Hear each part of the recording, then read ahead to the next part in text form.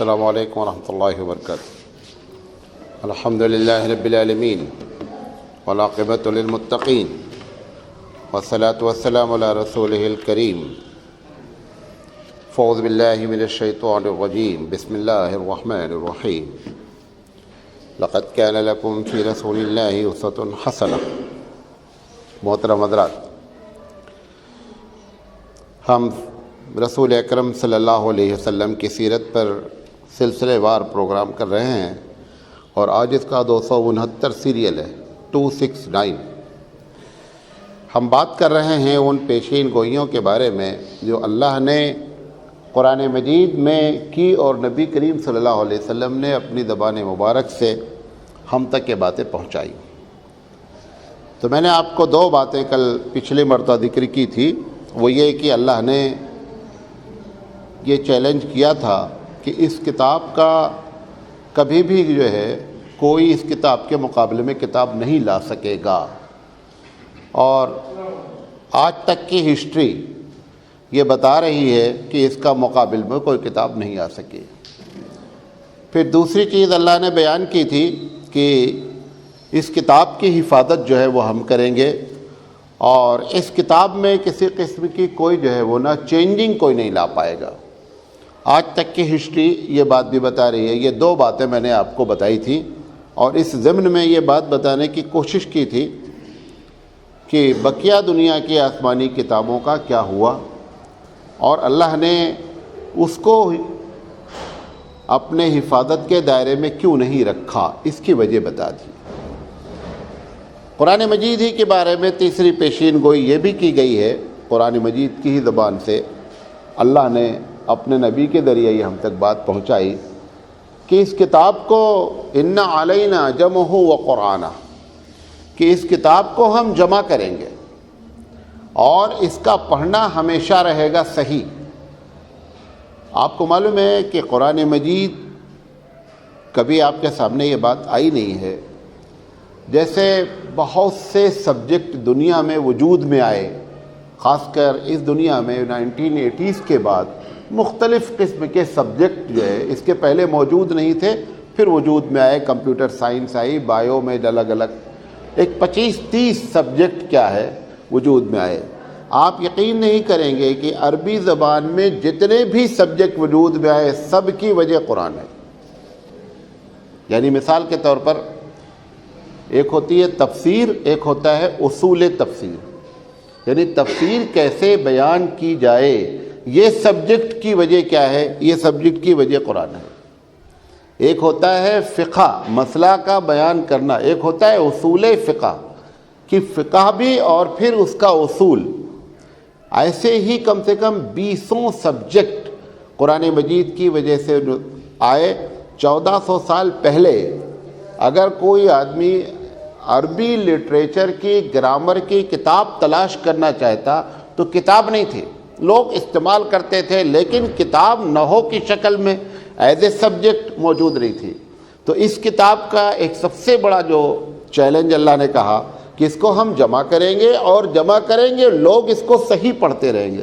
دنیا کے کسی کتاب کے بارے میں نہ تجوید کا کوئی قاعدہ ہے کہ کیسے پڑھنا ہے، نہ اس کا کوئی سسٹم ہے۔ اس میں ایک ایک حرف کے بارے میں اصول بیان کیا گیا کہ یہ حرف منہ کے کس حصے سے نکلے گا، یہ حلق سے نکلے گا، یہ زبان کے نوک سے نکلے گا، یہ زبان کے بیچ سے نکلے گا، یہ ایسا نکلے گا کہ آپ کے ہونٹ ڈبل ہوں۔ جیسے مثال کے طور پر کہا جاتا ہے قل هو اللہ احد، بعض لوگ احد پہ رک جاتے ہیں، نہیں، ہمارے یہاں کہتے ہیں کہ نہیں صاحب، یہ 5 لفظ ایسے ہیں کہ آپ ان کو جب بولیں تو آپ نے دیکھا ہے کہ عورتیں جب لپسٹک لگاتی ہیں تو لگانے کے بعد ایک مرتبہ لگا کے منہ کھولتی ہیں تو اوپر نیچے دونوں لگ جاتا، وہ دیکھا ہے کبھی؟ یہ سب دیکھا کرو بھائی، یہ سب بھی دیکھنے کی چیزیں ہوتی ہیں۔ تو ایسے ہی یہ ان کو کہتے ہیں ہم اپنی زبان میں حروف قلقلہ، کہ اگر آپ کو آزمانا ہے کوئی امام تجوید جانتا ہے کہ نہیں جانتا، تو یہ آج آپ کو ایک اصول بتا دیتا ہوں۔ یہ 5 لفظ ہیں ہمارے پاس، 5 حرف، لفظ نہیں 5 حرف ہیں، جس میں سے ایک ہے قاف، دوسرا ہے طا، تیسرا ہے با، چوتھا ہے جیم، اور پانچواں ہے دال۔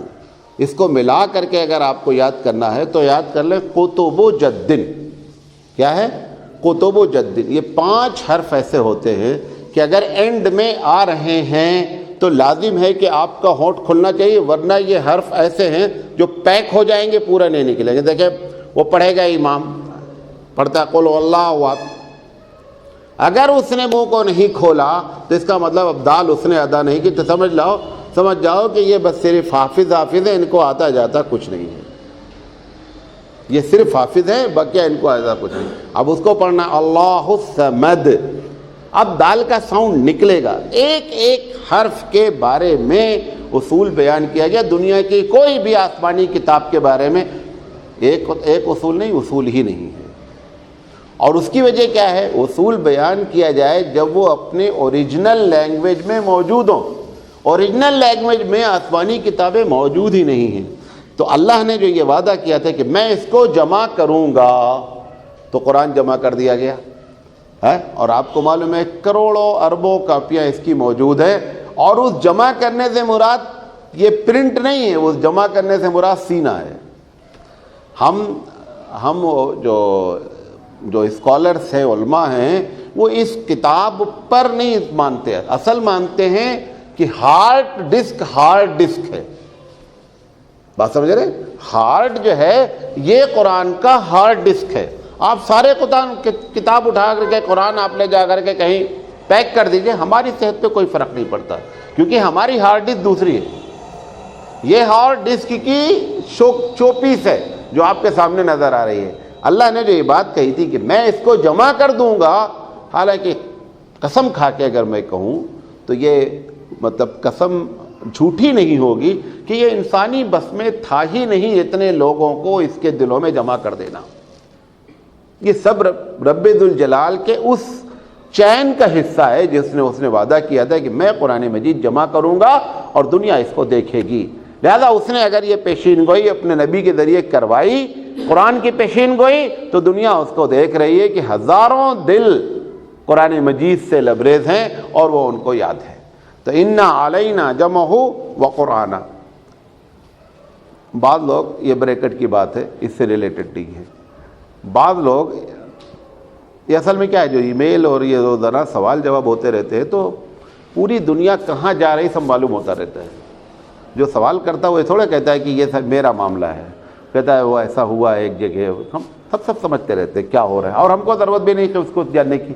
ہمارا مقصد ہے کہ مسئلہ حل ہونا چاہیے، اس سے ہم سے نہ بحث ہوتی کہ کر کون رہا ہے اور یہ معاملہ کس کا ہے۔ تو قرآن مجید یہ جو کہہ رہا ہے کہ ہم اس کو جمع کریں گے، تو اس قسم کے سوالات لوگوں کے ذہنوں میں آتے رہتے ہیں کہ اس میں جو اللہ نے جمع کرنے کی بات کہی تھی، بہت سے لوگوں نے اس کو ٹرائی کرنے کی کوشش کی، دوسری قوموں نے اس کی نقل کرتے ہوئے، کوئی بھی 5-10 حافظ بھی بنا نہیں پائی۔ کوشش بہت سب نے کی ہے، رامائن کو یاد کرنے کی، بھگوت گیتا کو یاد کرنے کی، وید بیچارہ اپنی صورتحال سے ہی پریشان ہے۔ تو یہ ساری باتیں یہ صرف اس کتاب کے ساتھ ہے، لہذا آپ کو اس پر شکر ادا کرنا چاہیے۔ اب اللہ نے جو جمع کرنے کی ترکیب کی، اس کی آپ کو مختصر سی روایت سنا دیتا ہوں، یہ جمع کیسے ہوا ہے۔ ایک تو حفظ ہے جو بچوں کا، جو لوگ یاد کیے ہوئے ہیں ان کے سینے جو ہیں وہ اس سے لبریز ہیں۔ بعض لوگ یہ کہتے ہیں، جو کہہ رہا تھا بریکٹ کی بات، وہ یہ کہتے ہیں کہ مولانا حافظ صاحب ہیں اور دیکھو جو ہے وہ قرآن پر عمل نہیں کرتے ہیں۔ دیکھیں وہ ایک الگ بات ہے، مطلب کرنا چاہیے امتی ہوتے ہوئے، جیسے اپنے آپ ماں باپ کے بچے بھی ہیں لیکن نافرمانی بھی کرتے ہیں۔ نافرمانی کرنے کا یہ مطلب نہیں ہوتا ہے کہ آپ کو ماں باپ سے محبت ہی نہیں ہے، دونوں الگ الگ چیزیں ہیں۔ بات سمجھ رہے ہیں؟ ایک دن آپ کو اس پر بیان کیا تھا، اللہ کے رسول صلی اللہ علیہ وسلم نے کیا فرمایا، ایک شرابی دوسری مرتبہ یا تیسری مرتبہ پکڑے گئے، حالانکہ صحابی ہیں، پیے انہوں نے، اللہ کے رسول نے ان کو جو قانون تھا اس قانون کے تحت ان کے اوپر پنشمنٹ دیا، دوسرے مرتبہ پھر پکڑے گئے، پھر پنشمنٹ دیا، تیسری مرتبہ پھر پکڑے گئے، جب پنشمنٹ دیا تو دوسرے صحابی نے کہا کہ اس کے اوپر لعنت ہو، مستقل پکڑا جاتا ہے۔ اللہ کے رسول صلی اللہ علیہ وسلم فرمائے کہ بھئی اس کے اوپر لعنت نہیں بھیجو، یہ اللہ اور اس کے رسول کو بڑا چاہتا ہے۔ اب سوال یہ ہے کہ اللہ رسول کو چاہ رہا ہے تو لاجک کیا ہونی چاہیے کہ بھائی اللہ کو آپ چاہ رہے ہیں تو اللہ کی بات بھی مانیں۔ شراب کہاں لکھی ہے منع؟ قرآن میں لکھی ہے۔ تو یہ دونوں چیزیں الگ الگ ہوتی ہیں۔ میں علی گڑھ کے پروگرام میں شریک تھا، علی گیرین تھے، علی گڑھ میں نہیں ہو رہا تھا، دبئی میں ہو رہا تھا، ٹوٹل پی ایچ ڈی کیے ہوئے لوگ تھے۔ تو وہی اس وقت ڈنمارک کا واقعہ پیش آیا تھا، تو اسی کے تحت ایک پروگرام ہو رہا تھا۔ تو ایک ڈاکٹر صاحب نے کھڑے ہو کر کے کہا کہ مولانا صاحب، یہ جو اتنا ہنگامہ لوگوں نے کیا ڈنمارک کے معاملے پہ، لوگوں کی جانیں چلی گئیں اور 20 لوگ مار دیے گئے، یہ کیسی رسول کی محبت ہے کہ وہی رسول بولتا فجر کی نماز پڑھو تو پڑھنے نہیں آتے ہیں، اور یہ حضور کے خلاف اگر انہوں نے کہا تو انہوں نے اپنی جانیں گنوا دی۔ تو میں نے کہا دیکھو ایسا ہے، یعنی وہ کہتے ہیں کہ یہ سوال ہمارے دماغ میں بہت دن سے تھا ڈاکٹر صاحب۔ ہم نے کہا دیکھو ایسا ہے کہ آپ کی والدہ سے آپ کا 36 کا آنکڑا چل رہا ہے، لڑائی ہو رہی، لڑائی اندر اندر۔ ایک آدمی آپ کی ماں کو گالی دیتا ہے، آپ کو غصہ کیوں آتا ہے؟ آپ کو خوش ہونا چاہیے کہ بھائی اچھا یار ہماری ماں سے بن نہیں رہی، گالی دے رہا ہے۔ اس کے باوجود آپ کی ماں سے آپ کے تعلقات اچھے، لیکن آپ کو ماں کا گالی دیتا ہے تو آپ کو غصہ آتا کہ نہیں آتا؟ کہا آتا ہے۔ ہم نے کہا ایسے ہی ہم رسول کے نافرمان امتی سے ہی، لیکن جب اس کو کوئی گالی دے گا تو یہ ہمارا نیچرل غصہ ہے۔ جس طریقے سے تم کو تمہاری ماں کو گالی دینے پر غصہ آتا ہے، ایسے ہم کو بھی غصہ آتا ہے۔ تو اس کا یہ مطلب نہیں ہے کہ ہمارا نافرمان ہونا اس بات کی دلیل ہے کہ ہم ایمان بھی کھو بیٹھے ہیں۔ تو ایسے ہی یہ حافظ وغیرہ جو یاد کیے رہتے ہیں، اگر کبھی ان سے بات کوئی ہوتی ہے تو لوگ فوراً حافظ صاحب ہیں اور اتنی بڑی غلطی، ان کو قرآن سے الفت ہے۔ ایسے غلطیاں ہو جانا، وہ جیسے شرابی کے بارے میں بتایا کہ اللہ رسول سے محبت بھی کیے ہوئے ہیں اور شراب بھی پی رہے ہیں، اور اللہ کے رسول نے فرمایا بھائی اس پر لعنت نہیں بھیجو، اللہ رسول کو بہت چاہتا ہے یہ، سمجھے؟ تو بہرحال تو اس کے جو جمع کرنے کا سسٹم ہے اس کو آپ کو مختصر بتا دوں۔ اس مرتبہ کبھی معلوم نہیں بات آپ کے سامنے آئی ہے کہ نہیں آئی ہے۔ یہ جو آپ دیکھتے ہیں کہ جو ڈسینڈنگ آرڈر ہے قرآن کا، جو قرآن کے نازل ہونے کی جو ترتیب ہے، اقرأ بسم ربک الذی پہلی صورت ہے نا، لیکن وہ لکھی ہوئی ہے آج کس نمبر پر؟ وہ پہلے نمبر پہ نہیں لکھی ہوئی ہے، پہلے نمبر پر الف لام لکھی ہوئی ہے۔ ہونا یہ چاہیے تھا کہ اقرأ بسم ربک الذی سے قرآن مجید اسٹارٹ ہوتا، تو پتہ چلا ڈسینڈنگ آرڈر کچھ اور ہے، جس آرڈر میں قرآن مجید نازل ہوا وہ آرڈر کچھ اور ہے، اور ترتیب کا آرڈر آج جو آپ کے سامنے موجود ہے وہ ہے۔ یہ کیسے ہوا یہ پہلے سمجھ لیں، کیونکہ یہ سوال بہت ضروری ہے۔ ہوتا یہ تھا کہ جبریل علیہ السلام جب آتے تھے اللہ کے رسول کے پاس قرآن لے کر کے، تو کبھی وہ بسم اللہ الرحمن الرحیم سے شروع کرتے تھے، اور کبھی وہ ڈائریکٹ قرآن مجید پڑھتے تھے۔ جب ڈائریکٹ قرآن مجید پڑھتے تھے تو وہ کہتے تھے کہ یہ پارٹ فلاں سورت کا پارٹ ہے، آپ اس کو وہاں ایڈجسٹ کیجئے۔ اور جب بسم اللہ الرحمن الرحیم سے شروع کرتے تھے تو بتاتے تھے کہ یہاں سے نئی سورت شروع ہو رہی ہے۔ ایسے ہی پورے 23 سال تک یہ بات اللہ کے رسول کو جبریل بتاتے رہے کہ اس آرڈر میں یہ آیت وہاں جائے گی، وہ آیت وہاں جائے گی۔ تھا یہ بہت ٹپیکل کام۔ اگر عام آدمی کو جو لکھنا، اب آپ اندازہ کریں کہ جو آدمی لکھنا پڑھنا بھی نہیں جانتا ہو، جو امی ہو، اس کے لیے کتنا بڑا مسئلہ ہے، لیکن اللہ نے اپنے نبی سے کہا آپ جبریل کی بات سنتے رہیے، یہ کٹ اینڈ پیسٹ کی ذمہ داری ہماری ہے۔ آپ دیکھتے ہیں کمپیوٹر میں ایک پیراگراف اٹھایا جاتا ہے، اٹھا کر کے وہاں ڈال دیا جاتا ہے، وہاں والا اٹھا کر یہاں ڈال دیا جاتا ہے، آپ نے سیو کر دیا، اب نکالا، دوسری ترتیب سے نکال آیا۔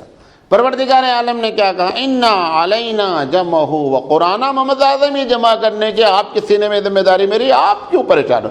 آپ ان کی غور سے بات سنیے، بس یہ جو کہہ رہے ہیں غور سے سنیے، ورنہ حقیقت یہ ہے کہ اگر آپ ڈسینڈنگ آرڈر کو دیکھیں گے، 114 صورتوں میں سے چند صورتیں ایسی ہیں جو پوری کی پوری ایک ساتھ نازل ہوئی، یہ بہت لمیٹڈ ہیں۔ اگر ٹوٹل کو نکالا جائے گا زیادہ 10-12 صورتیں ہوں گی۔ 114 صورتیں کم سے کم 1500 مرتبہ میں اتری ہوں گی۔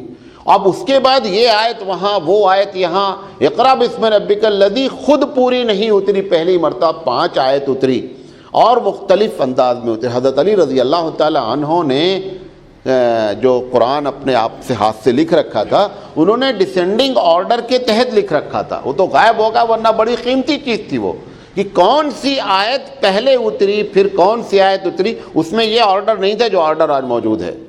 تو وہ قرآن کریم جو حضرت علی نے لکھا تھا وہ ڈسینڈنگ آرڈر میں لکھا تھا، لیکن وہ اتفاق سے مس ہو گیا وہ لڑائی وغیرہ میں. تو آپ کو بتانا چاہتا ہوں کہ اگر اللہ نے تو سب سے پہلا سینہ جس میں جمع کیا رب ذوالجلال نے، وہ کس کا سینہ ہے؟ وہ نبی کریم صلی اللہ علیہ وسلم کا ہے. اور رب ذوالجلال نے وہ کہا کہ ہم کٹ پیسٹ کر کے آپ کو برابر کریں گے، آپ صرف غور سے سنتے رہیے. لا تحرک بہ لسانک لتعجل بہ. محمد صلی اللہ علیہ وسلم اللہ کے رسول کا تھا کہ قرآن کی بات ہے، کہیں خدا نہ خواستہ مس ہو گیا ایک آدھ لفظ بھی بڑا مسئلہ ہو جائے گا. اللہ نے کہا لا تحرک بہ لسانک. محمد صلی اللہ علیہ وسلم آپ جلدی جلدی زبان ہلائیے ہی نہیں، لتعجل، تاکہ آپ جلدی کریں، آپ گھبرائیں نہیں. میں تم سے وعدہ کر رہا ہوں ان علینا جمعہ و قرآن، اس قرآن کو جمع کرنے کی رسپانسبلٹی اللہ کہہ رہا میری ہے.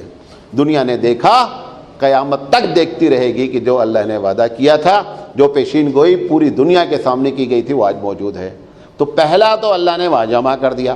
اب جمع کرنے بعد ابو بکر صدیق رضی اللہ تعالی عنہ نے قرآن مجید کو جو ہے وہ کیا کیا، دوبارہ جمع کیا. پھر حضرت عثمان رضی اللہ تعالی عنہ نے جمع کر کے ڈیفرنٹ کاپیز جتنے اسٹیٹ تھے ان کے گورنروں کو وہ کاپیاں بھیج دی گئیں کہ اب تو اس کاپی سے کاپی بنائی جاتی رہے اور ہر گورنر کے پاس اوریجنل کاپی موجود رہے کہ اگر کبھی ڈسپیوٹ ہو تو اوریجنل کاپی سے کیا کر دیا جائے، ٹیلی کر لیا جائے، معاملے کو حل کر لیا. آج بھی ہمارے پاس اوریجنل کاپی حضرت عثمان رضی اللہ تعالی عنہ انہوں نے جو خود اپنے لیے رکھی تھی اور جس کی تلاوت آپ خود فرمایا کرتے تھے، وہ کتاب ترکی میں آج بھی رکھی ہوئی ہے میوزیم میں، اور اس صفحے کو کھول کر رکھا ہوا ہے جس صفحے کی تلاوت کرتے ہوئے عثمان رضی اللہ تعالیٰ عنہ کو لوگوں نے شہید کر دیا تھا، اور اس پہ خون کے دھبے بھی موجود ہیں.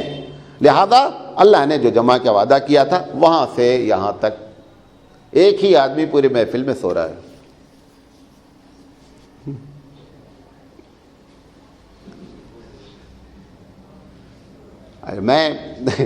میری یہ ہے کمزوری، ہم جب کسی کو سوتا دیکھتے ہیں تو ہم کو بھی نیند آنے لگتی ہے. وہ ڈرائیور کیا بولتا ہے، دیکھو جو بازو بیٹھنے کا سونے کا نہیں، بولتا نہیں بھائی جس کو سونا ہے بولتا پیچھے چلے جاؤ. بازو والے کو بٹھالتا کیا بولتا، سونا نہیں بھائی، تم سو گے ہم بھی سو جائیں گے. یہ سوتے معلوم کیوں ہیں؟ اس کی دو وجہ ہے. سونے کی کتنی وجہ ہے؟ دو وجہ ہے. ایک وجہ تو یہ ہے کہ فرشتوں کا غلبہ زیادہ ہو گیا ہے، اس کی بھی ایک وجہ ہوتی ہے. فرشتے جہاں زیادہ ہوں گے وہاں نیند آنے کے چانسز زیادہ ہیں. اور دوسری وجہ آدمی کی تھکان ہوتی ہے. لیکن اب یہ نہیں ہے کہ تا ہونا کر کے سو تاکہ معلوم ہو فرشتوں کا غلبہ ہو گیا ہے. سمجھ میں آ رہی بات؟ یہ نہیں کرے. آپ دیکھا جمعہ وغیرہ میں بہت سوتے ہیں لوگ، اس کی وجہ فرشتے ہوتے ہیں. اور کچھ لوگوں کی کیا ہے، وہ سوچتے ہیں کہ امام صاحب ویسے چلو اپنا اتنی دیر آرام ہی کر لیں گے، کیا کریں گے. بہرحال نعوذ باللہ من الشیطان. تو یہ کیا کہتے ہیں، اللہ نے یہ جو ہے وہ پیشین گوئی اپنے نبی کے ذریعے کرائی. اس کے بعد قرآن مجید کہتا ہے کہ بل ہوا آیات بینات فی صدور الذین اوتوا العلم، کہہ رہا ہے کہ ان کی آیتوں کو ہم علم والوں کے دلوں میں رکھیں گے. اس کا علم کبھی ختم نہیں ہوگا. آپ یقین نہیں کریں گے کہ اللہ کے رسول صلی اللہ علیہ وسلم نے فرمایا کہ لا ينقص عجائبہ، اس کے عجائبات کبھی نہیں ختم ہوں گے، کبھی نہیں ختم ہوں گے. اور نتیجہ نکلتا ہے کہ جو جتنا بڑا عالم ہوتا ہے، جتنا اس میں غوطہ مارتا ہے، اس کو موتی نکلتے رہتے ہیں ہر دن ہر لمحے.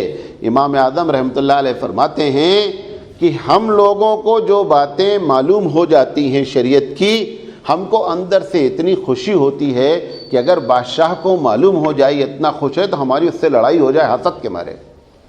وہ بادشاہ حسد کرنے لگے گا کہ اس کے پاس کچھ بھی نہیں، نہ تپنگ ہے، نہ توپ ہے، نہ پیلس ہے، اس کے باوجود اس کے خوشی کا یہ عالم ہے، تو حسد میں ہمارے سے کیا کرے، لڑائی کرے. ہم کو جو چیز حاصل ہوتی ہے اور وہ چیز جو ہے قرآن مجید سے نکل کر آتی ہے.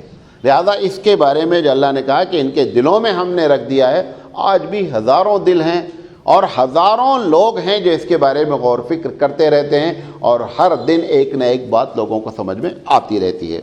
پھر قرآن مجید ہی کی پیشین گوئی کہ لا یاتیہ الباطل من بین یدیہ ولا من خلفہ، کہ باطل اس کے آگے اور پیچھے سے ہر طرف آنے کی کوشش کرے گا، لیکن اس کے سارے دروازے پیک ہیں۔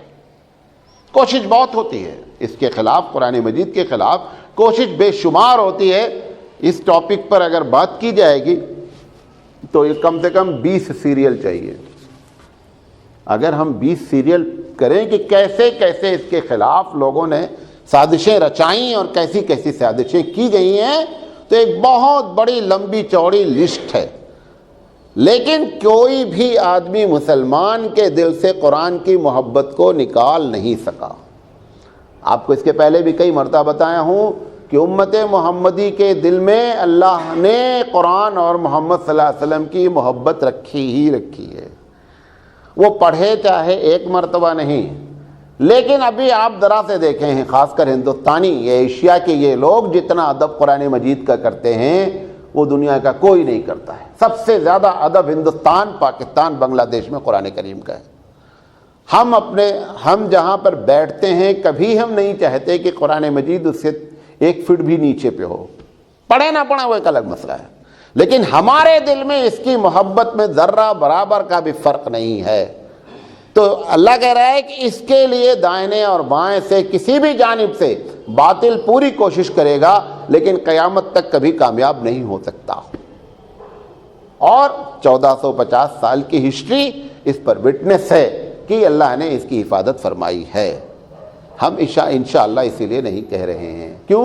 ہم کو یقین کامل ہے کہ پروردگار عالم نے جو پیشین گوئی کی ہے دنیا والوں کے سامنے، وہ پیشین گوئی بے عین ہی پوری دنیا کے لیے موجود ہے۔ اس کے بعد قرآن مجید کی یہ پیشین گوئی ہے اپنے نبی کے بارے میں، هو الذی ارسل رسولہ بالہدی ودین الحق لیظہرہ علی الدین کلہ۔ اللہ کہہ رہا ہے کہ وہ رب ذوالجلال جس نے اپنے رسول کو بھیجا ہدایت کے ساتھ اور دین حق کے ساتھ، یہ دین حق غالب ہوگا۔ آپ کو معلوم ہے موسیٰ علیہ السلام ایک دم غلبے کے قریب تھے کہ اب حکومت اسلام کی قائم ہو جائے۔ انہوں نے کہا اذهب انت وربک، موسیٰ علیہ السلام آپ جائیے اور آپ کا اللہ جائے جنگ کرے، ہم پیچھے یہاں بیٹھے ہوئے ہیں، جب جنگ ہو جائے گی جیت جائیں گے تو نعرے تکبیر لگانے آ جائیں گے۔ نتیجہ یہ نکلا کہ موسیٰ علیہ السلام کی قوم پر اللہ نے ناراضگی ظاہر کی اور جیتی ہوئی بازی کو ختم کر کے 40 سال کی سزا دی گئی اور وادی تیہ میں 40 سال تک بھٹکتے رہے۔ بہت کم نبی ایسے اس دنیا میں گزرے کہ جن کی کوشش ان کے زمانے میں کامیاب ہو گئی ہو۔ 950 سال خدمت کرنے والا اور تبلیغ دین کرنے والا نبی بھی جو ہے، رسول بھی جو ہے، وہ اپنے آنکھوں کے سامنے اسلامی حکومت دیکھ نہیں پایا، اور نتیجہ یہ نکلا ہے کہ پوری قوم کے لیے بد دعا کی اور اللہ تعالیٰ نے جو ہے وہ پورے قوم کو جو ہے اس میں تباہ و برباد کر دیا، سوائے ان لوگوں کو جو ایمان لائے۔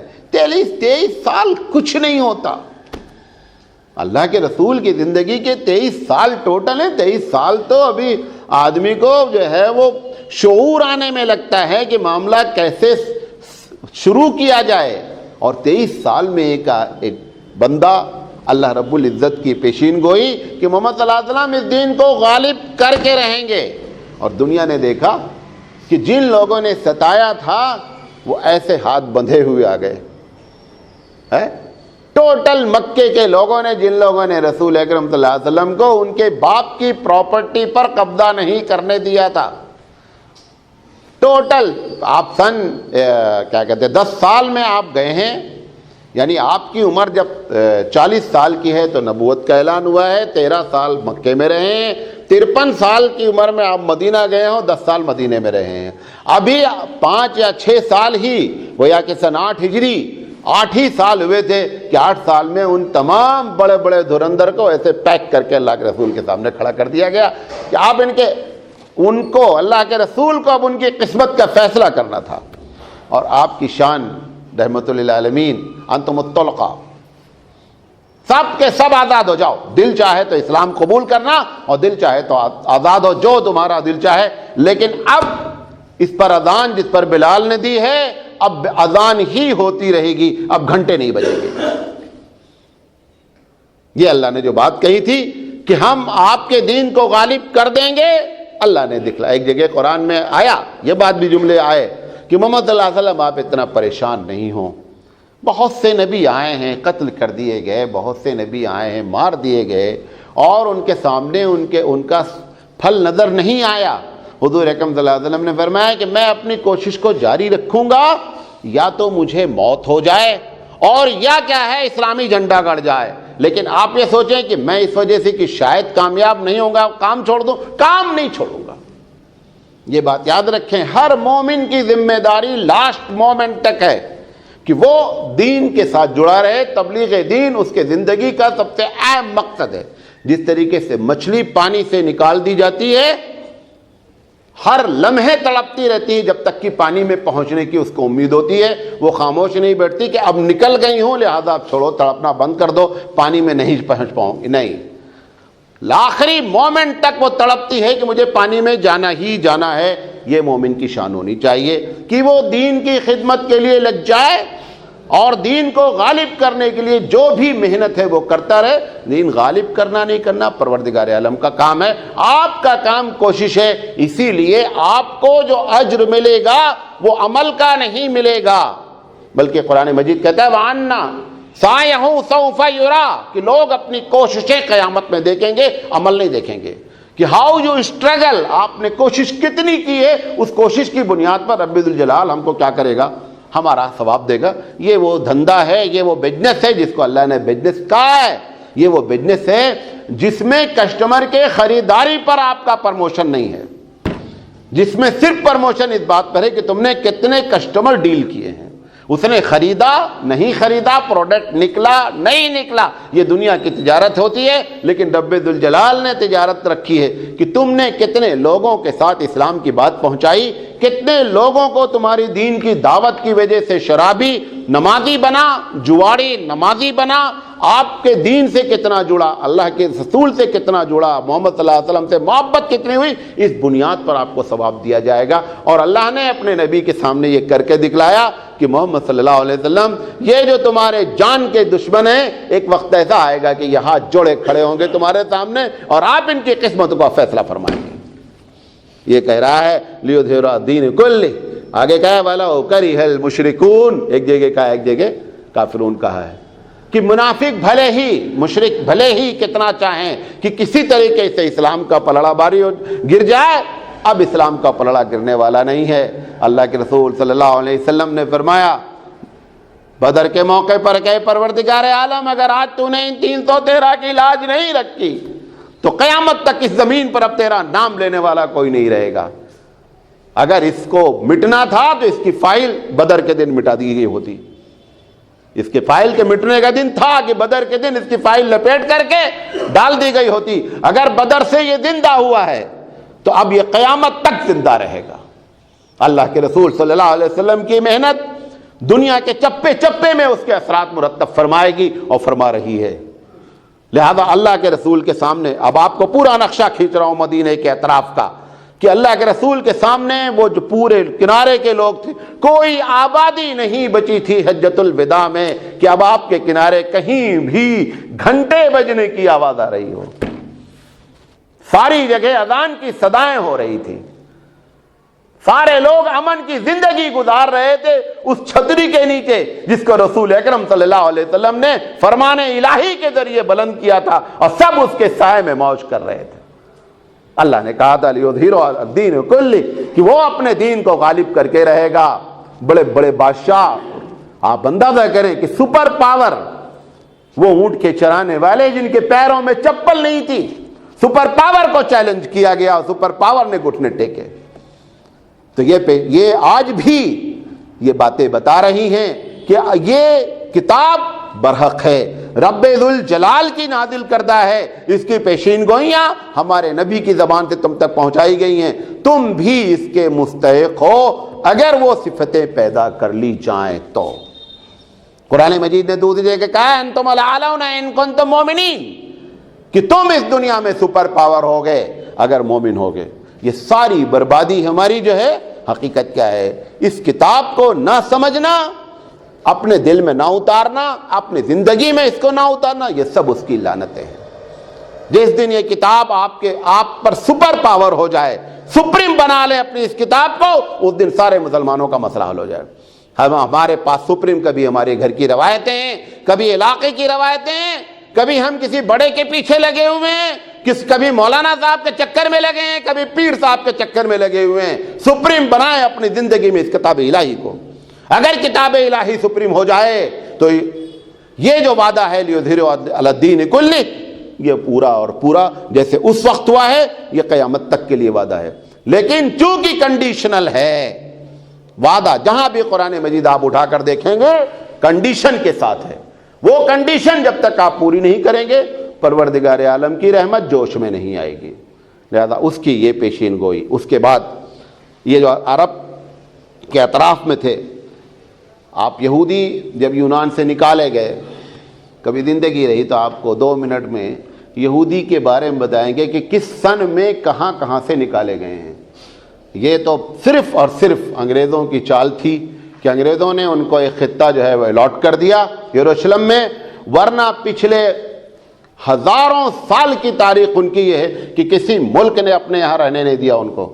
یہ یونان سے نکلے تو آ کر کے مدینے کے قریب خیبر میں بسے۔ وجہ کیا تھی؟ یہ وہ علاقہ تھا اتنا بنجر کہ کوئی بھی حکومت اپنے انڈر میں اس کو لینا نہیں چاہتی تھی، کیونکہ یہاں سے کوئی انکم ہوتی نہیں تھی۔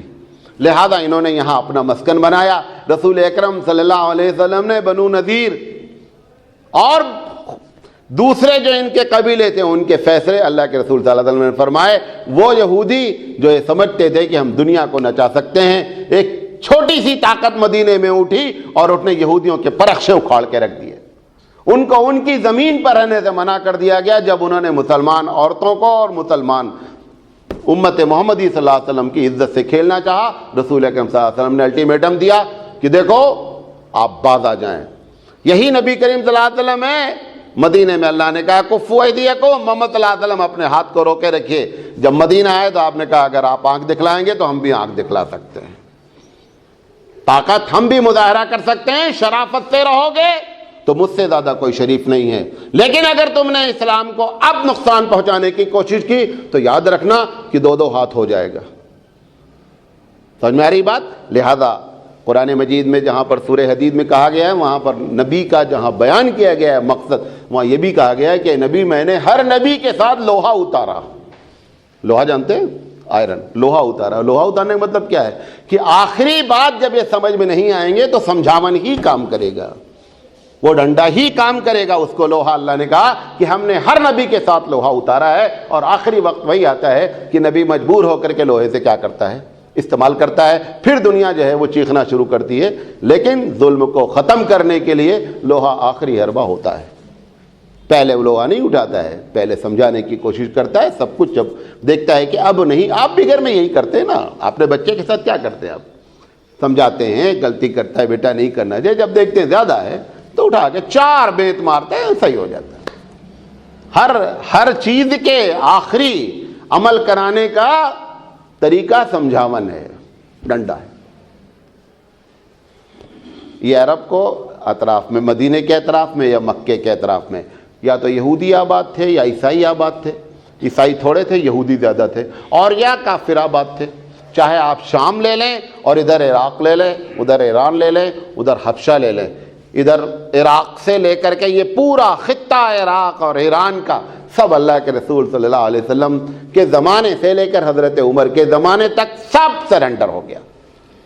وہ رستم جس کے لیے محاورے بنے، کیا بھائی رستم ہو، بڑا رستم، اس رستم کو اسلام کے چیف آف آرمی نے ایسی ناکوں چبوائے کہ اس کی حواس باختہ ہو گئی۔ 1.25 لاکھ کا لشکر لے کر کے میدان میں اترا، اور مجاہدین نے جو ہے وہ اپنے وہ کارنامے دکھلائے، اپنے گھر سے دور ایران میں گھس کر کے جنگ کی گئی۔ ایسا نہیں ہے کہ مدینے میں، ایران جا کر کے جنگ کی گئی، اور وہ رستم جس کے بہادری کے محاورے تھے، اس رستم کو بلی بنا دیا گیا۔ تو نبی کریم صلی اللہ علیہ وسلم سے اگر اللہ نے وعدہ کیا تو ادھر پورا خطہ، حبشہ ہو، چاہے دمشق ہو، چاہے ادھر جو ہے یمن ہو، چاہے ادھر عراق ہو اور ایران ہو، چاروں طرف سے اللہ کے رسول صلی اللہ علیہ وسلم کے سامنے پروردگار عالم نے دکھلایا کہ محمد صلی اللہ علیہ وسلم ہم تمہارے دین کو غالب کر کے رہیں گے۔ لہذا اس کی پیشین گوئی ثابت ہوئی، اور یہ پیشین گوئی آج بھی ثابت ہو سکتی ہے۔ صحابہ کے پاس توپ نہیں تھا، عمل تھا۔ جہاں جاتے تھے سب سے پہلے وہ دائی ہوتے تھے۔ دائی سمجھتے ہیں؟ دعوت دینے والا، کس چیز کا؟ اسلام کی۔ وہ ان کا تجارت کر رہے ہوں، وہ کھیتی کر رہے ہیں، ہر جگہ ان کا پہلا مشن کہ ہمارا بیسک پیشہ دائی ہے۔ امت مسلمہ بیسکلی دائی ہے، یاد رکھیں۔ بہت بڑی رسپانسبلٹی ہے ہمارے اوپر، جتنا آپ دعوت کا کام جس انداز میں کر سکتے ہیں کرتے رہیں۔ بقیہ جتنی بھی چیزیں ہیں، یہ کھانے کا، پینے کا، جو کچھ بھی ہے، یہ سیکنڈ اسٹیپ پر ہے۔ پہلا اسٹیپ امت مسلمہ کا، دائی کا ہے۔ ہمارا اوریجنل جو پیشہ ہے اللہ کے یہاں سے جو باقاعدہ ریکارڈڈ ہے، وہ دعوت کا ہے۔ کنتم خیر امۃ اخرجت للناس تأمرون بالمعروف وتنہون عن المنکر، کہ تمہارا کام بھلائی کا پرچار کرنا ہے اور برائی سے روکنا ہے۔ یہ آپ کا اور ہمارا بیسک پیشہ ہے۔ اس پیشے سے جتنا آپ ٹوٹتے جائیں گے اتنا رب ذوالجلال سے دور ہوتے چلے جائیں گے۔ اس کے بعد آخری بات کہہ کر کے اپنی بات ختم کریں گے۔ قرآن مجید نے کہا ہے، یہ بھی پیشین گوئی اللہ کے رسول کی زبانی سے پوری دنیا کو کی گئی کہ سنوریہم آیاتنا فی الآفاق وفی انفسکم۔ اللہ کہتا ہے حتی یتبین لہم انہ الحق، کہتا ہے کہ میں عنقریب تم کو دکھلاؤں گا اس اسپیس میں مختلف قسم کی نشانیاں۔ اور آپ کو معلوم ہے کہ جو کچھ بھی یہ ترقیاں ہو رہی ہیں دنیا میں، جو کچھ اسپیس، آپ کو معلوم یہ تو دنیا بہت چھوٹی سی دنیا ہے۔ اگر سائنٹسٹ سے آپ پوچھیں تو اس دنیا کی کوئی حقیقت نہیں ہے اس کے سامنے۔ سب سے بڑی دنیا کیا ہے؟ اسپیس ہے۔ اس اسپیس میں ایک سے ایک چیزیں ایسی ڈیلی آپ اگر نیوز پڑھتے ہو، اپنے آپ کو اپڈیٹ رکھیں تو ڈیلی کچھ نہ کچھ اسپیس کے بارے میں آتا ہی رہتا ہے۔ یہ اللہ نے جان بوجھ کر رکھا ہے کہ اے انسان تو دیکھ اس پر۔ کبھی کہا جاتا تھا نا چاند پہ جو بندہ گیا اس نے اذان کی آواز سنی، کبھی یہ ساری باتیں وہ ہوں یا نہیں ہوں، لیکن یہ ایک حقیقت ہے کہ جو ان کا سب سے بڑا سائنٹسٹ ہوتا ہے، جو تحقیق کرتا ہے، وہ اندر سے ایک جگہ پر آ کر سرنڈر ہو جاتا ہے کہ صاحب اس کے پیچھے کوئی نہ کوئی راز ضرور ہے۔ اب چونکہ انکار خدا فیشن بن چکا ہے، لہذا وہ جملہ بول نہیں پاتا ہے۔ اپنے آپ کو بڑا بنانے کے لیے، اپنے آپ کو ایڈوانس کہنے کے لیے انکار خدا کرنا پڑ رہا ہے تاکہ دنیا مجھے سمجھے کہ میں بڑا ہی جو ہے وہ جینیس قسم کا آدمی ہوں۔ کیونکہ اگر خدا کو مان لیں گے تو پتہ چلے گا یہ بڑے بیکورڈ لوگ ہو گئے ہیں۔ لہذا اس چکر میں، اس فیشن کے چکر میں اپنے دل کی آواز کو دبا دیتا ہے، ورنہ اس کو حقیقت معلوم ہوتی ہے۔ کئی ایسے لوگوں سے، ایک مرتبہ میں آپ کو بتاؤں، غالباً بتایا بھی ہوں، ہم سفر کر رہے تھے ہوائی جہاز میں، بغل میں ایک چھوٹا سا بچہ تھا، اس کی بھی سیٹ تھی، اس کے بغل اس کی ماں بیٹھی ہوئی تھی، انگریز تھے۔ ایسے بات ہونے لگی تو پوچھنے لگے آپ کیا کرتے ہیں، بتایا تھوڑی دیر پر خدا کے بارے میں بات ہونے لگی تو اس نے کہا آئی ڈڈ ناٹ بلیو، کچھ نہیں ہے، یہ سب تم لوگوں کا، محض مذہبی لوگوں کا ایک اپنا جو ہے وہ چھوڑا ہوا شوشہ ہے۔ وہ اتفاق سے، حالانکہ ایسا اتنی زندگی میں مطلب 20 سفر کیے گئے، اتفاق سے جہاز میں کوئی ٹیکنیکل پرابلم ہو گئی۔ اب اس نے پہلے تو نہیں اعلان کیا، لیکن جہاز جو ہے وہ کافی حرکت کرنے لگا تو اس نے جو ہے ایئر ہوسٹس نے اعلان کیا کہ کیپٹن کی جانب سے یہ اعلان کیا جاتا ہے کہ آپ لوگ اپنی بیلٹ بھی باندھ لیں اور اپنے نیچے جو آپ کے جو ہے وہ لائف جیکٹ رکھی ہے اس کو بھی دیکھ لیں، چیک کر لیں ہے یا نہیں ہے۔ اتنا کافی ہے اعلان کر دینا، کیونکہ موت ہی سے تو ڈرتے ہیں، اگر وہاں سے گریں گے تو پتہ بھی نہیں چلے گا کہاں گئے۔ اب حالت خراب۔ اب یہ عورت، ایک تو عورت، اب کتنا بھی اسکرٹ پہن لو تو دماغ تھوڑے تیز ہو جائے گا، اسکرٹ پہننے تو کوئی دماغ تھوڑے تیز ہوتا ہے۔ اب اس نے بچے کو اٹھا لیا۔ اب وہاں تو وہ اعلان کر رہی ہے، ایسے موقع پہ ٹوائلٹ وغیرہ سب پیک کر دیتے ہیں، جانے نہیں دیتے ہیں۔ وہ اعلان کرے please sit down, sit down, sit down, یہ بچا لے اس بچے کو لے۔ ارے ہم نے کہا ہے کہاں وہ جو بچائے گا؟ Where is God? Before 5 minutes you are telling there is no God. نہیں اس کے صدقے میں چلا۔ ہم نے کہا بچائے گا کون؟ ہے نہیں کوئی بچانے والا۔ پتا کیا چلا کہ انکار کر رہی ہے فیشن میں، اس کے دل میں خدا ہے، ورنہ اس بچے کو لے کر کھڑے ہو کر چیخنے کی کوئی ضرورت نہیں، یا کہے نہیں کہ اب وہ کیسے بولے گاڈ لو؟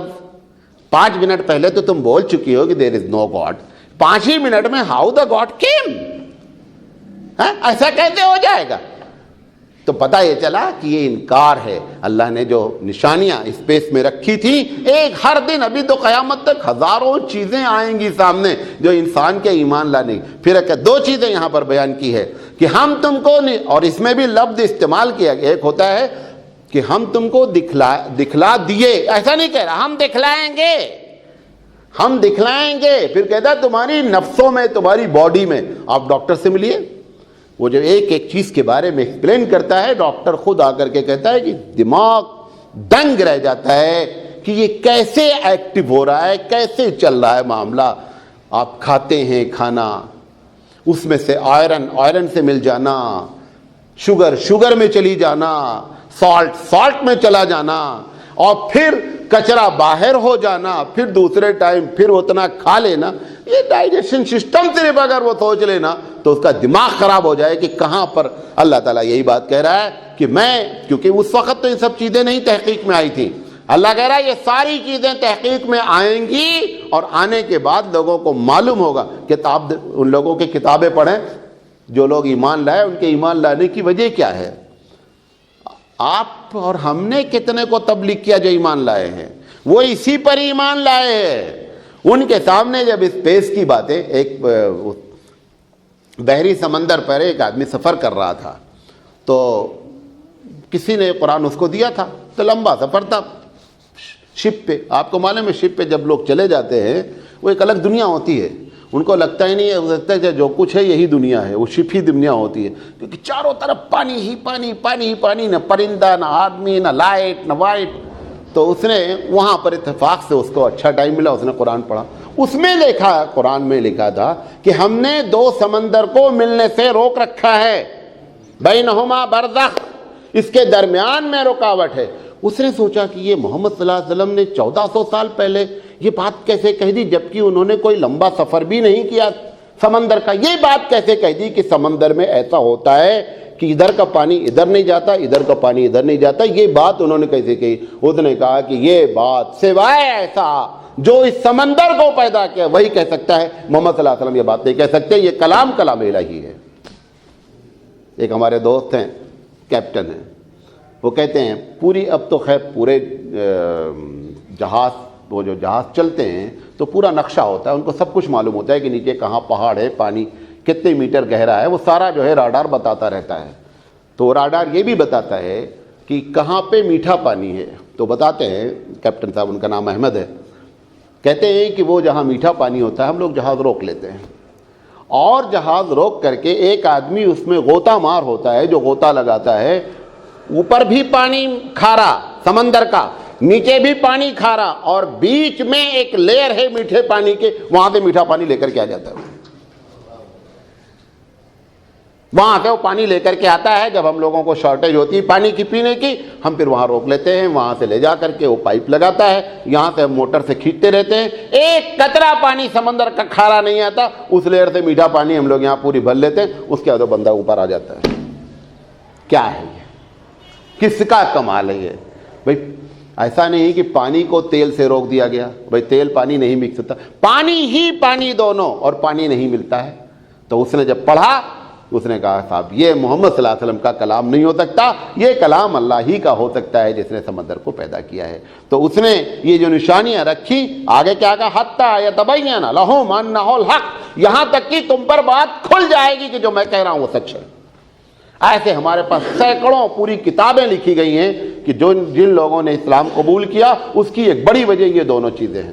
اس نے سسٹم کو جب جانا کہ صاحب یہ سسٹم ہے، وہ اللہ کی بات پر ایمان لے آیا. یہی بات پروردگار عالم نے یہاں پر کہی ہے کہ ہم اس دنیا میں بھی، اور اس دنیا میں، اس اسپیس میں، اور تمہاری جانوں میں ایسی ایسی نشانیاں دکھلائیں گے کہ تم کو حق واضح ہو جائے گا. اس کے باوجود بھی بندہ جو حق کو نہیں مان رہا ہے، یہ اس کا فیشن اس کو روک رہا ہے، ورنہ اس کو مان لینا چاہیے. اللہ تعالیٰ سے دعا ہے کہ اللہ تعالیٰ کہنے سے زیادہ عمل کرنے کی توفیق عطا فرمائے. وآخر دعوانا ان الحمدللہ رب العالمین. سبحان اللہ وبحمدہ، سبحانک اللہم وبحمدک، اشہد ان لا الہ الا انت، استغفرک واتوب الیک. کل انشاءاللہ جمعہ